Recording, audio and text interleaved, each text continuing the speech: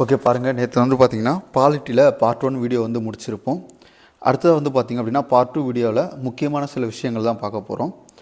அதில் குறிப்பாக சுதந்திர இந்தியாவினுடைய முதல் கவர்னர் ஜெனரல் யாருன்னு சொல்லிட்டு கேட்பாங்க, மவுண்ட் பேட்டன் பிரபு. அதே மாதிரி முதல் இந்திய கவர்னர் ஜெனரல் யாருன்னு கேட்டாங்கன்னா இந்த இடம் இருக்கு இல்லையா, இது வந்து ராஜாஜி. ஓகேவா, இது மட்டும் மாற்றிக்கோங்க. பாகிஸ்தானுடைய கவர்னர் ஜெனரல் முகமது அலி ஜின்னா. அப்போ நம்ம ஃபஸ்ட்டு வீடியோவில் வந்து என்ன பார்த்தோம் அப்படின்னா இந்திய அரசியலமைப்புடைய தோற்றம் வளர்ச்சி பற்றி பார்த்துருப்போம். இதில் அரசியல் நிர்ணய சபை அமைக்கப்பட வேண்டும், அதற்கப்புறம் நமக்குன்னு ஒரு அரசியலமைப்பு வேணும் அப்படின்ற கோரிக்கை நிறைய இடங்களில் எழுந்திருக்கும். அதை பற்றி தான் நம்ம பார்க்க போகிறோம். அதில் குறிப்பாக ஆகஸ்ட் அறிக்கை 1917. ஓகேவா, இந்த ஆகஸ்ட் அறிக்கை எப்போ வெளியிடப்பட்டதுன்னு கேட்பாங்க. 1917 ஆகஸ்ட் 20. வெளியிட்டவர் யார் அப்படின்னு பார்த்தீங்கன்னா இந்தியாவிற்கான அயலுறவு செயலாளராக அப்போது இருந்த மான்டேகு அவர் தான் வந்து பார்த்திங்க அப்படின்னா வெளியிட்டிருப்பார். இந்த அறிக்கையில் என்னென்ன முக்கியமான விஷயங்கள் சொல்லப்பட்டது அப்படின்னு பார்த்தீங்கன்னா இந்தியாவின் எதிர்கால அரசியல் சீர்திருத்தம் பற்றியும் இந்தியாவில் படிப்படியாக தன்னாட்சி நிறுவனங்கள் ஏற்படுத்தப்படும் அப்படின்னு சொல்லிட்டு இந்த அறிக்கையில் என்ன பண்ணியிருந்தாங்க அப்படின்னா குறிப்பிட்டிருந்தாங்க. இப்போ இந்த அறிக்கையில் என்ன சொல்லியிருக்காங்க பாருங்கள், இந்தியாவில் எதிர்கால அரசியல் சீர்திருத்தம் பற்றியும் படிப்படியாக தன்னாட்சி. அரசியல் சீர்திருத்தம் அப்படின்னும் போது அங்கே என்ன நடக்கும் அப்படின்னா நமக்கான அரசியலமைப்பை உருவாக்கணும் அப்படின்ற கோரிக்கையும், தன்னாட்சி அப்படின்றதுனால ஒரு சுதந்திரமான அரசு உருவாகும் அப்படின்றதையும் இந்த ஆகஸ்ட் அறிக்கையில் சொல்லியிருந்தாங்க. அது அப்படியே கொஞ்சம் கொஞ்சமாக எப்படி வந்து பார்த்திங்க அப்படின்னா மேன்மை அடையுது அப்படின்னு பார்க்கும்போது நேரு அறிக்கை 1928. இந்த அறிக்கையில் ஒரு சவால் அப்படின்றது விடப்பட்டிருக்கும். ஓகேவா, அப்போ வந்து பார்த்திங்க அப்படின்னா இங்கிலாந்தினுடைய அயலுறவு செயலாளராக இருக்கக்கூடிய பிர்கன் ஹெட்டு வந்து ஒரு சவால் விடுவார். என்ன சொல்லுவார்னா, நீங்கள் என்ன அடிக்கடி வந்து அரசியலமைப்பு வந்து ஏற்றணும், உங்களுக்கு அந்த தகுதி இருக்கா, முதல்ல உங்களுக்கு அரசியலமைப்பு எழுதக்கூடிய தகுதி இருக்கா அப்படின்ட்டு ஒரு கேவலமாக பேசிடுவார். அப்போ இந்த சவாலின் பேரில் மோதிலால் நேரு என்ன பண்ணுவார் அப்படின்னா ஒரு அறிக்கையை வெளியிட்டிருப்பார். அதுதான் நேரு அறிக்கை 1928. ஓகேவா, இந்த நேரு அறிக்கை தயாரிக்கப்பட்டது வந்து பார்த்திங்கன்னா 8 நபர் கொண்ட குழு வந்து தயாரிச்சிருப்பாங்க. இதுக்கு தலைவர் யாருன்னா மோதிலால் நேரு. 1928 பிப்ரவரி 28 ஐஎன்சி மாநாட்டில் இந்த அறிக்கை அப்படின்றது வெளியிடப்பட்டிருக்கும். அடுத்து பாருங்கள், ஆகஸ்ட் நன்கொடை 1940 அறிவித்தவர் வந்து அரச பிரதிநிதியாக இருந்த அப்போதைய லில்லித்கோ அவர்கள் என்ன பண்ணியிருப்பார் அப்படின்னா இந்தியாவிற்கு ஒரு நிர்ணய சபை அமைக்கப்படும் அப்படின்றத சொல்லியிருப்பார். அதில் இந்தியர்கள் இடமளிப்போம் அப்படின்றதையும் வந்து என்ன பண்ணியிருப்பாங்க அப்படின்னா வாக்குறுதியை கொடுத்துருப்பாங்க. அடுத்து பாருங்கள், கிரிப்ஸ் தூதுக்குழு. கிரிப்ஸ் தூதுக்குழுவை பொறுத்த வரைக்கும் 1942 மார்ச் 23. இதில் அடிக்கடி கொஷின் கேட்பாங்க. இதனுடைய தலைமை யார் அப்படின்னு கேட்பாங்க, ஸ்டாட்போர்ட் கிரிப்ஸ்.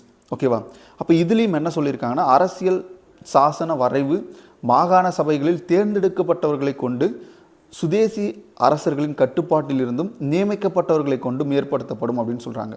அப்போ நிர்ணய சபை எப்படி உருவாக்கப்படும் அப்படின்னா மாகாணங்களில் தேர்ந்தெடுக்கப்பட்டும் அதே மாதிரி சுதேசி அரசுகள், அதாவது மன்னர்களுடைய கட்டுப்பாட்டில் இருக்கக்கூடிய இடங்கள்லேருந்து நியமிக்கப்படுவதன் மூலமும் இந்த நிர்ணய சபை அப்படின்றது அமைக்கப்படும் சொல்லியிருப்பாங்க.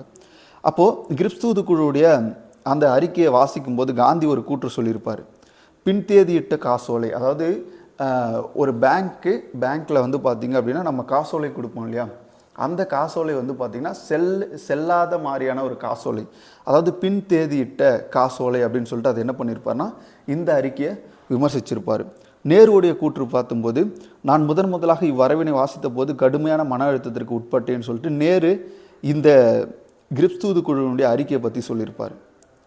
ஓகேவா, அப்போ இந்த 2 வாக்கியம் கேட்பாங்க. அடுத்தது கேபினெட் தூதுக்குழு 1946 மார்ச் 5 அமைக்கப்பட்டது.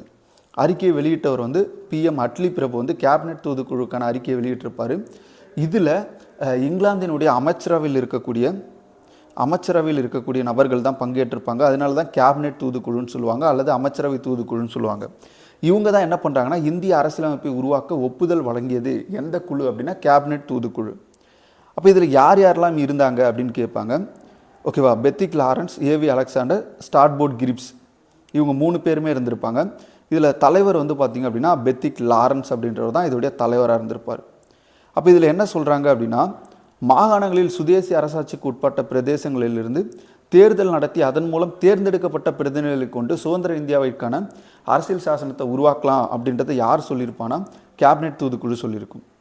அப்போ இவங்க என்ன பண்ணுறாங்க, 1946 ஜூன் 15 அரச பிரதிநிதி என்ன பண்ணுறாருன்னா இடைக்கால அரசு அமைக்க ஒரு 14 நபர்களுக்கு அழைப்பு விடுக்கிறாரு. அப்போ தான் நேரு தலைமையில் இடைக்கால அரசாங்கம் அப்படின்றது அமைக்கப்படும். ஓகேவா, அப்போ இந்த இடைக்கால அரசாங்கம் ஆகஸ்ட் 1946 தேர்ந்தெடுக்கப்பட்ட அரசியலமைப்பு சபையிலிருந்து உருவாக்கப்பட்டிருக்கும். அதுவும் ரொம்ப முக்கியமானது. அதே மாதிரி அரசியல் அமைப்பு சபைக்கான தேர்தல் நேரடி தேர்தல் கிடையாது, மறைமுக தேர்தல். இதை கொஷினாகவே கேட்டிருக்காங்க. பிஓடைய ப்ரீவியஸ் இயர் கொஷினில் அரசியல் நிர்ணய சபைக்கான தேர்தல் எப்படி நடந்தது அப்படின்னு கேட்பாங்க. மறைமுக தேர்தல்.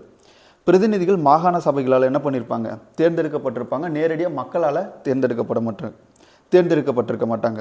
இந்த தேர்தலில் இந்திய தேசிய காங்கிரஸ் சுமார் 69% இடங்களை வென்று பெரும்பான்மை பெற்றிருக்கும். காங்கிரஸ் வந்து 208 இடங்களிலும், முஸ்லீம் லீக் 73 இடங்களிலும் வென்று என்ன பண்ணியிருப்பாங்க அப்படின்னா இந்த தேர்தலில் வெற்றி பெற்றிருப்பாங்க. அதுக்கப்புறம் இடைக்கால அரசாங்கமும் வந்து பார்த்திங்கன்னா அமைக்கப்பட்டிருக்கும். அதில் யார் யாரெல்லாம் இருந்தாங்க அப்படின்றத கேட்பாங்க. நிர்வாக குழுவினுடைய தலைவராக வைஸ்ராய் மற்றும் இந்திய கவர்னர் ஜெனரல், ஓகேவா, விஸ்கவுண்ட் வேவல் அவர் வந்து இருந்திருப்பார். தலைமை தளபதியாக சர் கிளாட் ஆக்சின் லெக் அப்படின்றவர் இருந்திருப்பார். அடுத்து பாருங்கள், துணைத் தலைவர் வெளியுறவு மற்றும் காமன்வெல்த் உறவுகள் யார்கிட்ட இருந்திருக்குன்னா ஜவஹர்லால் நேரு கிட்ட. உள்துறை தகவல் தொடர்பு ஒளிபரப்பு வந்து சர்தார் வல்லபாய் பட்டேல். இவங்களாம் இந்த இடைக்கால அரசில் அமைச்சராக இருந்திருப்பாங்க. விவசாயம் மற்றும் உணவு பார்த்திங்கன்னா ராஜேந்திர பிரசாத் கிட்டையும், வணிகம் வந்து பார்த்திங்கன்னா இப்ராஹிம் இஸ்மாயில் சுந்தரிகர் அவர்கிட்ட இருந்திருக்கும்.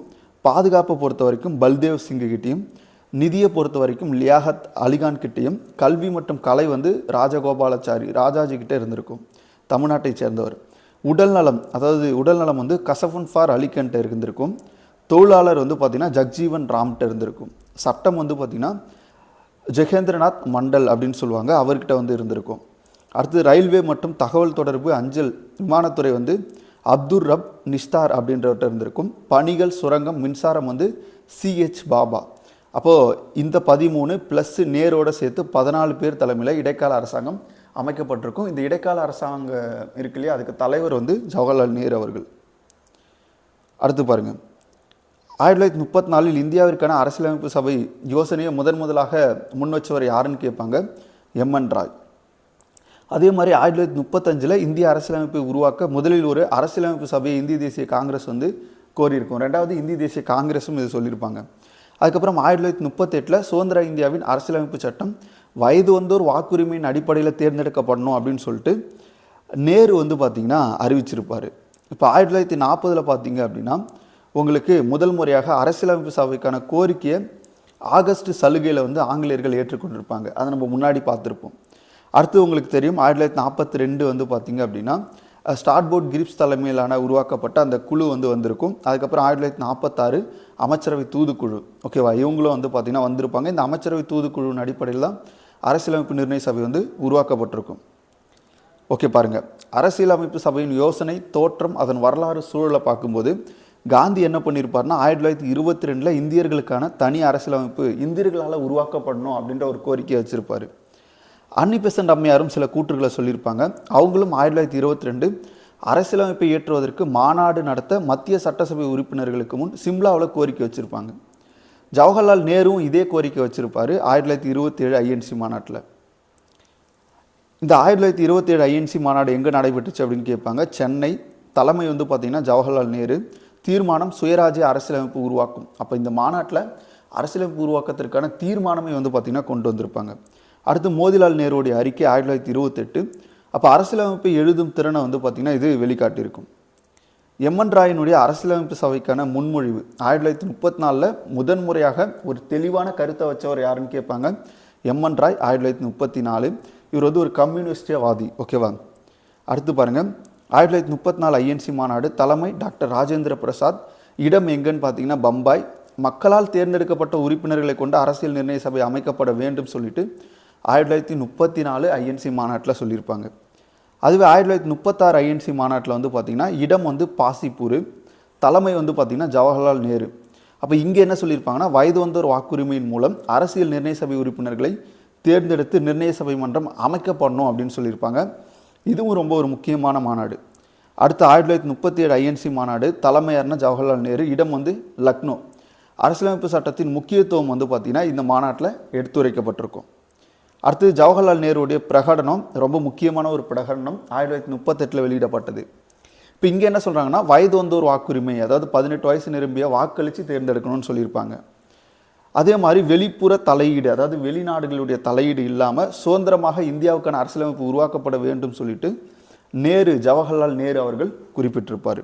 திரும்ப 1939 காந்தி சில கூற்றுகளை சொல்லியிருப்பார். அதில் குறிப்பாக தன்னுடைய ஹரிஜன் இதழில் வந்து பார்த்திங்கன்னா இந்த அரசியல் நிர்ணய சபை அமைக்கப்பட வேண்டியதனுடைய முக்கியத்துவத்தை குறியிட்டு காட்டியிருப்பார். அடுத்தது பாருங்கள், லுதியானா அமர்வு 1939 மீண்டும் வந்து வலியுறுத்தியிருப்பாங்க.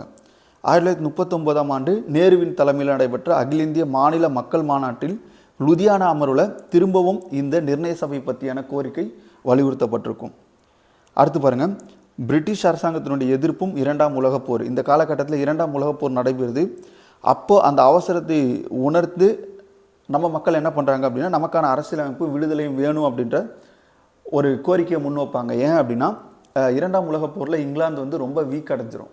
அப்போ அதுக்கு இந்தியாவுடைய சப்போர்ட் அப்படின்றது ரொம்ப ரொம்ப முக்கியமான ஒரு தேவையாக இருந்திருக்கும்.